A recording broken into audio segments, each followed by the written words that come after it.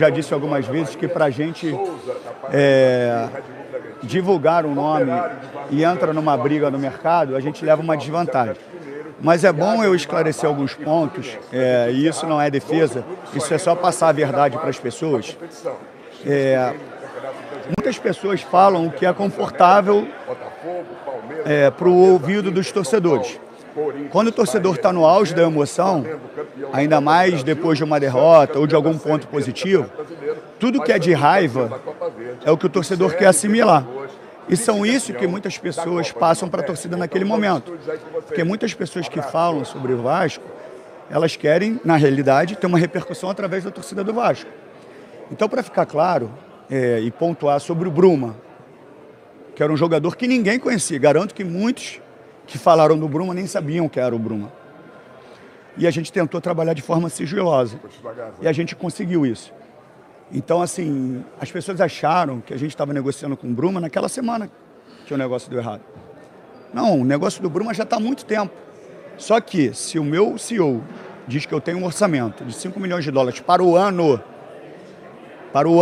sabendo que eu tenho mais uma janela, eu tenho que criar um mecanismo financeiro para conseguir contratar jogadores. Quando eu quero um jogador de uma prateleira acima, como é o Bruma, que era um jogador de 7 milhões de euros, a gente tem que cair numa lógica financeira. Se eu tenho 5 de dólares para investir e o jogador vale 7, 8 de euros, teoricamente eu não tenho dinheiro para pagar à vista e descumprir um orçamento me passado pelo CEO. O que a gente começa a fazer? Vamos negociar, porque a gente quer um jogador de prateleira superior. Nisso eu ofereço, estou dando um exemplo, tá? Não foi exatamente essa conta, eu ofereço 2 milhões de dólares no primeiro ano, 1 milhão de dólares no segundo, e assim vai. Para quê? Para que se eu dou 2 milhões de dólares nesse ano, eu ainda tenho mais 3 para gastar. Obviamente, se o clube lá quer 7, existe um contraponto, existe uma negociação, e assim começam as conversas.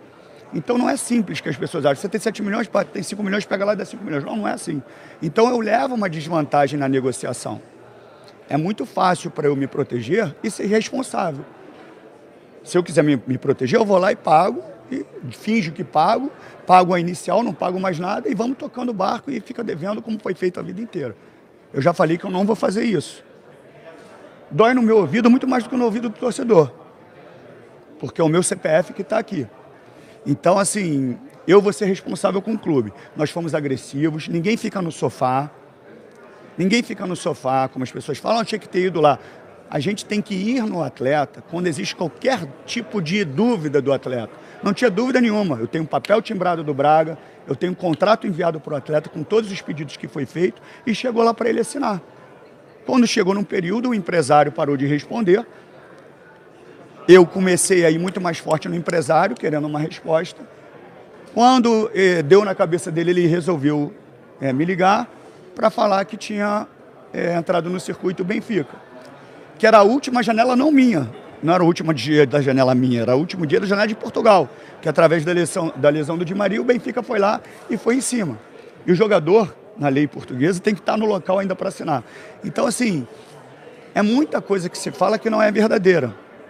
E a gente precisa entender o que é político, o que causa o caos e o que não é. A necessidade por um atacante, ela é clara e óbvia. A gente já está no mercado há muito tempo. Só que a gente tenta a primeira prateleira nas nossas condições. Não é prateleira para os outros clubes que têm muito mais dinheiro. É a primeira prateleira que a gente pode. E a primeira prateleira que a gente pode, existe um desgaste de negociação. E aí, às vezes, as coisas não acontecem. Foi uma escolha do Bruma. Não foi incompetência, não foi atraso, foi uma escolha do Bruma. Quando eu envio a proposta, já era só para ele assinar. Já estava tudo certo. E aconteceu um imprevisto. Agora, o Braia era um jogador caro, que a gente insistiu, que a gente estava lutando contra uma equipe, que é o América do México, que financeiramente é muito rica, que resistiu até o último minuto. E a gente foi no limite, até chegar a uma proposta oficial que eles queriam. Dentro de um mecanismo que eu te falei, financeiro. E o América não liberou. E a gente tem outras negociações de forma paralela, que a gente também não divulga, mas que é brigado no mercado por outros, assim, faz parte. Agora, só para exemplificar, um jogador que a gente procurou, que saiu na mídia, foi criticado duramente. Mas o Palmeiras procurou o mesmo jogador.